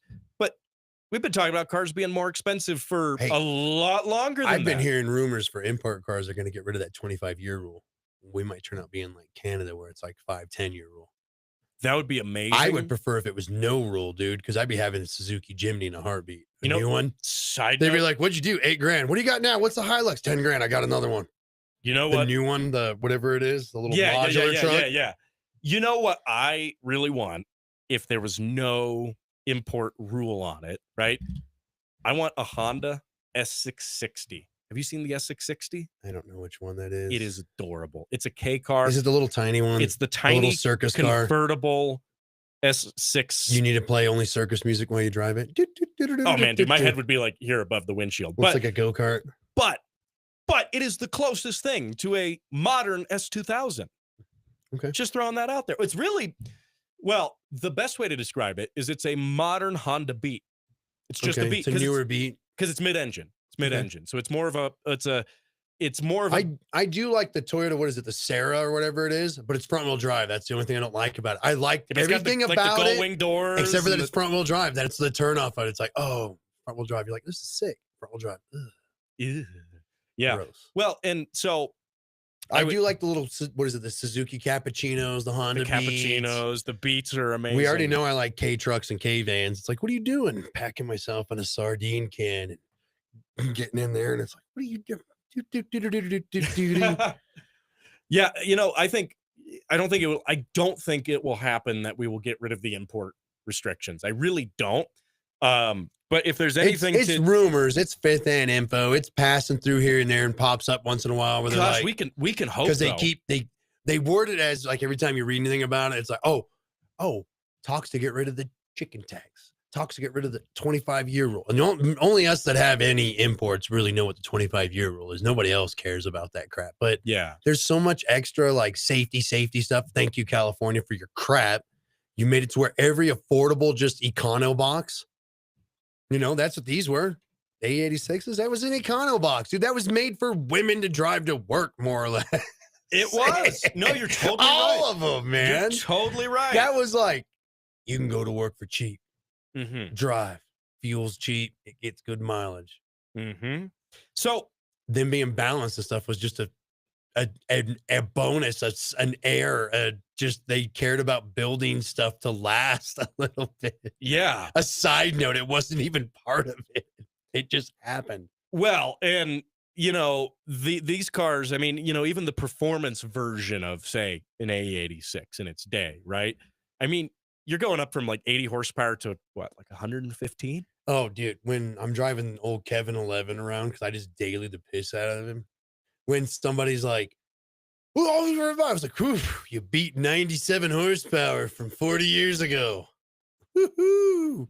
Watch out for you. I have to kind of drive this like a motorcycle to even go anywhere, right? It's not fast. My favorite thing about my A86 ownership experience is spending a considerable amount of money on a car that I then get gapped by a 2003 Nissan Sentra at a stoplight. A Yaris will take you. Yeah. Well, you're like, absolutely. Is that a Yaris or a Prius? I don't know, dude. I don't even want to look at it anymore. I do think the A86 is the one of the more overhyped JDM cars out there. They're all overhyped, honestly. You want me to be legit and straight and honest about it? They're all overhyped. They all got rusting spots. They all got problems. They're all overhyped. They're easy to work on and build, though, for the most part. They're fun, though. They are fun. They are, and then bringing you fun. back to a better era of cars, you're just like, okay. And then nostalgia is real. It is. Because you're like, you just feel better. You're like, what are you doing? You're like, I got to turn it off for my headlight. Or my favorite, when you get the sliders for the HVAC. Yep. And you get the thunk. Yep. With the blend door closing. Yep. Satisfying. Yep. Satisfying. It's funny though, if it breaks, you got to reach up underneath the center and and it'll do it. So you're like, I got heat. Do you make that noise when you do it, Yeah. It sucks if you're in traffic and it gets stuck because you'll be like all up underneath there and you can hear it and it goes like, there it is. It's good. Yep. Yeah. Or the cables this happened on my A86.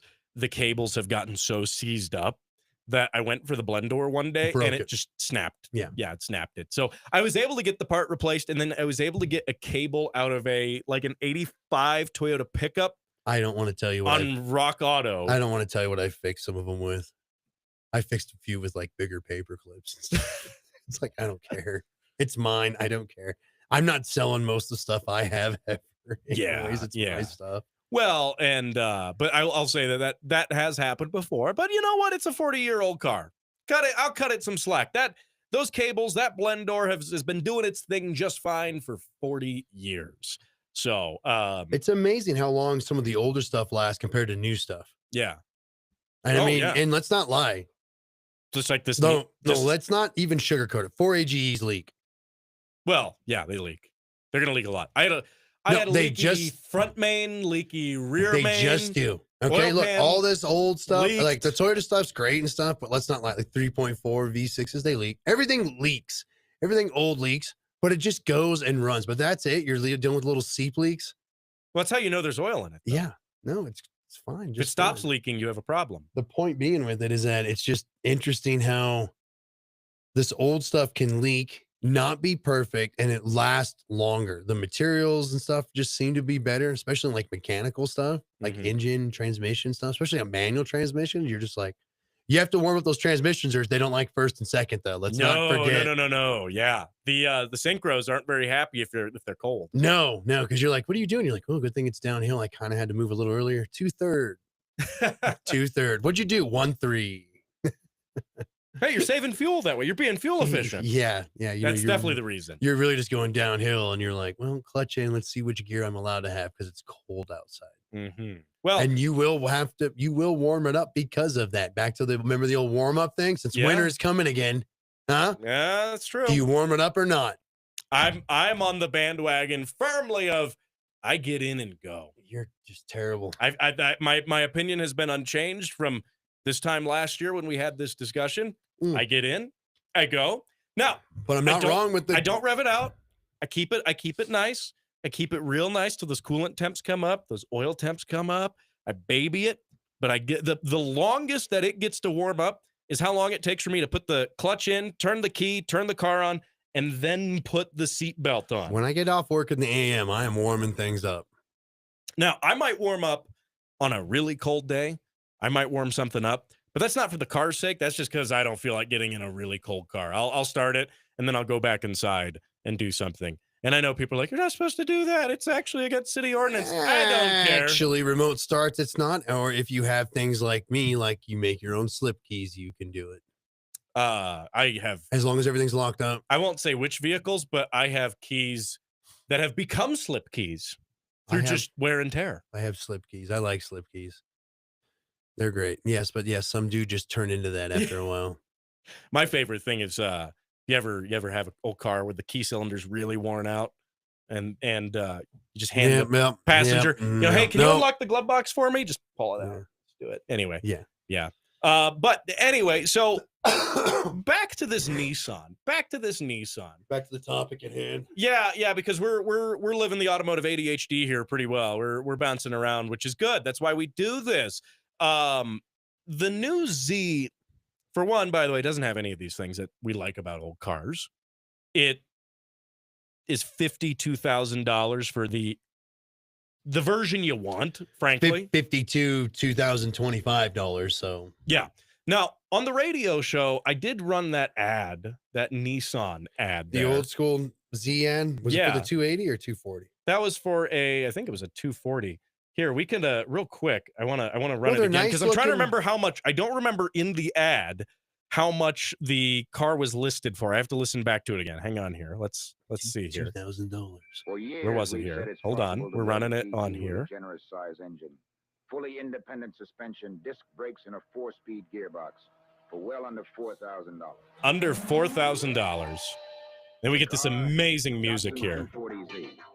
The most exciting new GT. That almost sounds. Hang on, I gotta pause that there. It almost sounds like Logan's Run, dude. That almost sounds like what's the name of that? Funk music? I don't know. It's the Futures Now and the 60s stuff. Here, I'm jamming out to that, man. Yeah, no, it could be. It almost could have been a porno beat too. Honestly, let's not lie. I'm here to fix. No, I'm here to fix your typewriter. The guy's like really old porno. I'm here to fix your typewriter. You need more typewriter ink. your typewriter running? No, the beginning of that sounded like it was popular on TikTok like a couple years. I don't know if it's popular now. I don't stay on there much, but it sounded sort of like that music that everyone was putting in their social media stuff. But okay, $4,000. Okay, which that ad was from, what was it? 19. Hang on. For years, What'd they say? There was 520,000 of those sold globally. That's pretty good. Let's see. We are going Those to had pull straight up. sixes in them too. They did, yeah. L20. I believe it started with the L24 and the 240, A straight and then six, you went up to the L28 and the 280. And yeah, a straight six is a good. They're naturally balanced. They're good engines. Pretty much all. You can't. It seems like nobody can really super screw up a straight six. Domestic, foreign. It doesn't seem like anybody can screw up a straight six. 4 cylinders, V6s, V8s. Yeah, everybody. There's people to screw those up. But it seems like straight sixes. I mean, they're not like fast or powerful or anything. They got torque to them, but it doesn't seem like anybody can screw up a straight six. Straight sixes are great platforms. They really are. In all sorts of things. I mean, I love the AMC straight six and the various Jeep products and stuff. Obviously, in your imports, your imports and stuff, you've got your JZ motors, your 1Js, your 2Js, but even before that, the 7M, the 5M, those motors, they're not bad engines, really. And then even BMW. Frankly, in the modern BMWs and the modern Supra, the B58, I think it's actually a very good engine, all things considered, because it's got a lot of R&D that's gone into it. It's been around for a million years. It's, of all the Bimmer engines out there, it's actually, it's the only one I would be comfortable owning. I don't like crowd cars though. Ugh, gross. So $4,000, that Z, by the way. So what does that translate to with inflation? $34,000 in 2025. So that's from $4,000 in 1970 to today. There's how much your currency's devalued. So people are like, it's inflation. And no, the cost of the car isn't just because of inflation. If we take a look at that base model to base model, that means that the modern car is basically $10,000 more expensive. And are you getting $10,000 more car? Well, it's a faster car. Yes. It's a safer car. Yes. But is it really for all intents and purposes, is it a better car at being a sports car? I think in some ways it's actually a worse car at being a sports car. These modern sports cars are not as engaging to drive, definitely not as exhilarating from a pure speed perspective. They've got these old cars beat, but from an engagement and a feel and a handling feel and a sense of driver focusedness, I don't think they have it. Yeah, I really don't think they do. I mean, yeah, there's something to be said about something that's so comfortable to ride in that you don't feel the road mainly and all that stuff, and you feel detached while you're driving. There's something to be said about that. And then it's quiet. Old stuff's louder. You feel the road. You got to touch it. You're feeling it. You can feel it in the steering wheel. You can feel it in your fingertips. You can feel it. You can feel the whole drive. But I like that. Yeah. I don't know. But there is something with it being detached from it too once in a while. So yeah. But well, do I think it's $10,000 worth of more car? Nah. I don't want one, because when they were talking about coming out with it, they were talking big, man. And I was like, what? Like 20, 25 grand for a new car, manual, basic? I'm interested. Well, and here's what engine's in those Z's anyways? It's the same weird V6. Boosted. It's boosted. It's a turbocharged 6-cylinder, but it ties its roots back to the VQ series. Yeah, for all intents and purposes, and don't quote me on the exact specifics of it, because I'm just gonna go, well, it doesn't actually have this. It shares a legacy from that. It does. And the platform of that car, that new Z car, does too. A lot of the chassis and the actual development that went into that is actually a carryover from the previous generation, because Nissan's a cash-strapped company. They have been for a long time. This spokesman for Nissan, this SVP here, and he said, he said that tariffs are a part of it, but again, the prices on this thing were sky high. When this came out a few years ago, people were complaining about, gosh, so this is a Z car, right? And the Z car is supposed to be an affordable vehicle. It's supposed to be an affordable enthusiast car. And it has been that. Even you look at, say, the 350Z and then the 370Z. Yeah, you can spend a good chunk of change on a top tier model, but you can get into them reasonably priced. And the fact is now to get one with, I would consider, required options, and it's nothing even crazy on it, but to get one like this, you're spending Supra money on a Z car. And that's what doesn't sit right with me on here. And that's what he's not saying in this interview that he did with The Drive. I'd encourage you to go out and read the you're whole. touching, if you want to keep it Nissan to Nissan, you're touching Skyline money. Definitely. Let's be realistic. Yeah. Now, you have maybe not a Nismo or, top-notch stuff, but you're touching Skyline. Certainly. But also keep it, take a look, branch out from the Nissan spectrum here and look what else you can get for mid-50s. Mid-50s is new Corvette money. Mid-50s is new Supra money.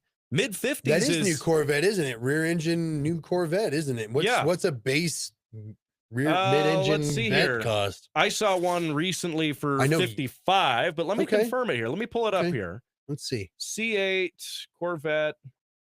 Let's see. And we'll pull it up here. I know we're prepped, right? We're super prepped. This is the bonus edition of the show. This is the bonus. No prep cooks in our kitchen.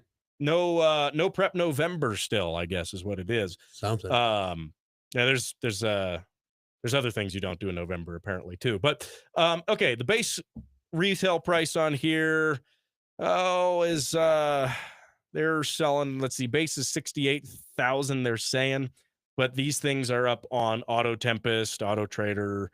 Have you bought anything from Auto Tempest? I kind of poked around and looked at it, but I haven't bought anything off there. Auto Tempest has been really great for seeing what's on the market. I know, because but have you utilized it to actually purchase anything? Like, have you used it, traced through it? Because it kind of puts all the stuff, but have you used it and been like, bam, I'm going to get this because I found it on Auto Tempest helping me out? I did. My Subaru. Actually, okay. I was just my 2024 Subaru. Yeah, I've looked at it to look at stuff, but I've never looked at it to actually trace something and buy something. I did on my Subaru. Which sounds silly, but you know what I mean. Yeah, I did on the Subaru because I was looking for.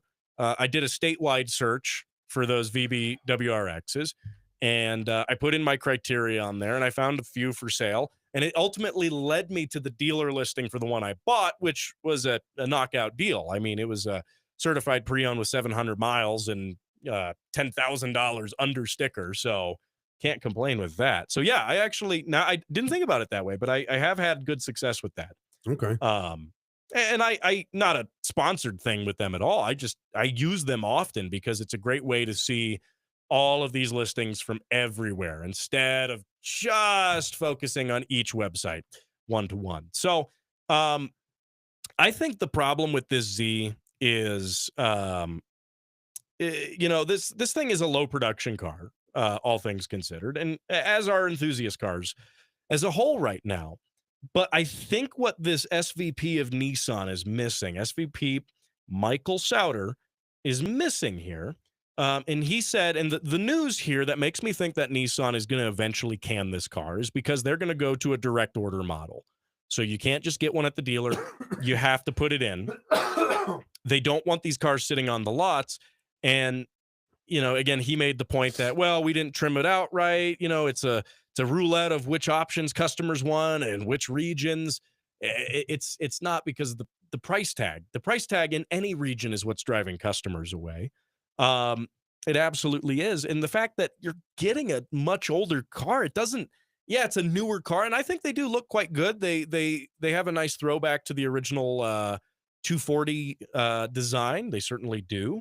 It incorporated a lot of different things. Yeah. The rear end of it looks 300ZX. I like that.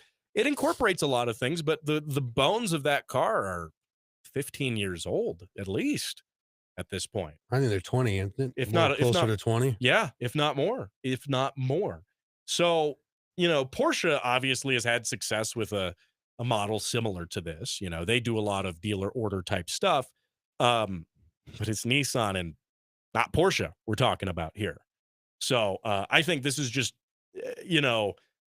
I think this is just merely the writing on the wall that this car is going to go away really soon because they're not making money on them. They can't sell them. They say, okay, well, they're sitting on lots too much. We're only going to make them to order now. Well, what happens when enough people don't order them? Car's done. Well, that's the thing. Man, it's been a long week. Anyways, we control the market for all this stuff. You don't buy it, they're not going to make it no more.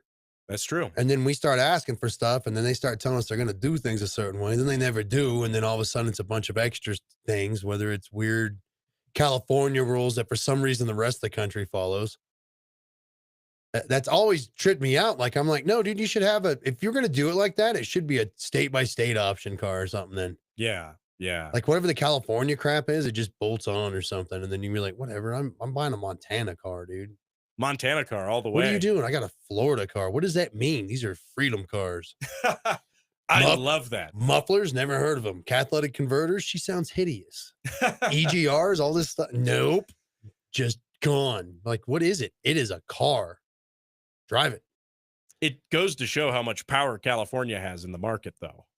I mean, especially when California is making cars that, well, they're not making the cars, but when California is legislating the existence of certain things on cars, and manufacturers are not just implementing that across the country. In some cases, they're implementing that across their entire global market. Imagine that. Well, because it's probably more efficient to just have everything be made that way. It is. Oh, it totally is. That's the reason for it. I don't think it's cheaper. I think it's more efficient. It totally is, but manufacturers don't want the expense, the cost. No, you know, they don't want to change. You know what I would do if I was a manufacturer? I'd be like, all right, cool. Screw you. Just pull We're out not of doing California. any of that. We're going to do stuff just making them. Well, whatever. Your citizens, your residents, they'll just go to another state and buy it. You know, I think I think no manufacturer is ballsy enough to do that. I don't think they are either. It's a challenge out to the manufacturers. Yeah. Get some balls. Grow them. Drop them. It would be amazing if Go they through did. puberty and stand up. Be like, you don't run what I make.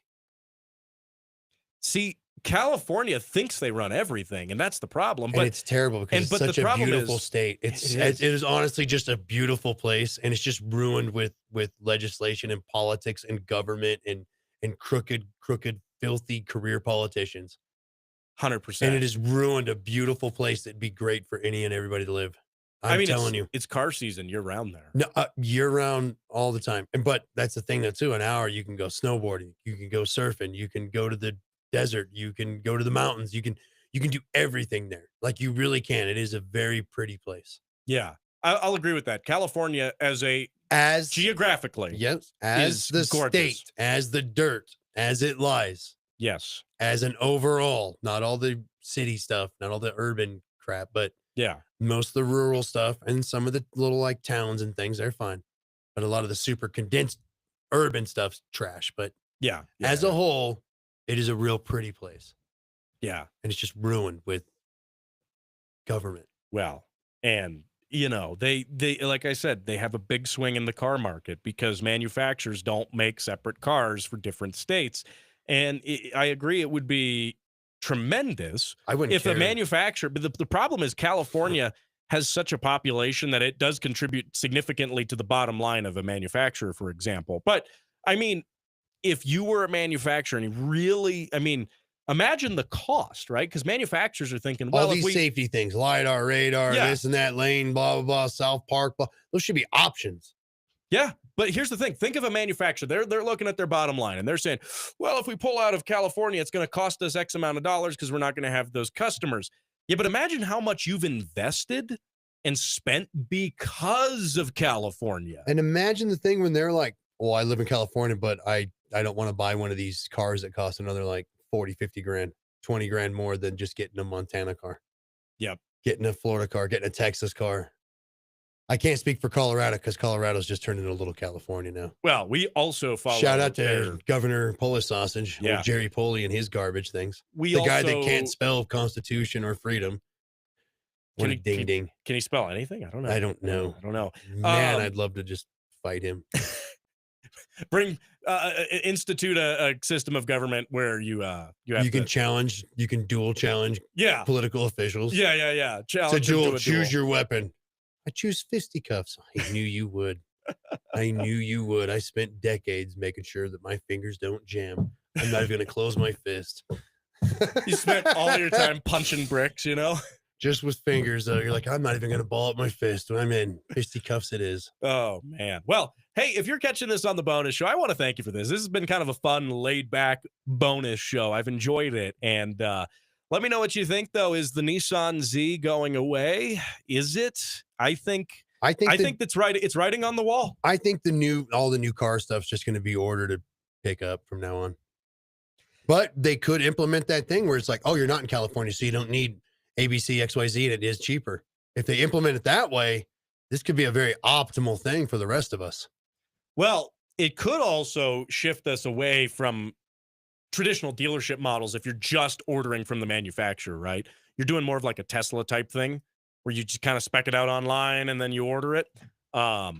So what do they have, like just a gray car that you go test drive if you want to get the feel of what it feels like? It works for Tesla, though, because all their cars are the same. That's the problem. Yeah. That's the problem. I'm not buying a Tesla. 'Cause I'm not buying an electric car, honestly. Really tell me if you can really, truly spot the driving dynamics and differences between a Model Y, a Model 3. Maybe you can with a Model S. They can be quicker, like if it's a Model S Plaid, but I doubt it. They don't drive that different. Hey, thanks for watching. Thanks for listening. Remember to catch this show online on the radio, too. If you're listening online as the podcast right now, give the radio show a listen sometime. It's a lot of fun. And remember to subscribe to the show wherever fine shows, and you know how it goes. This one are downloaded. We'll talk to you same time, same place. Wherever fine shows and this one is located. We'll talk to you next week. Thanks for watching.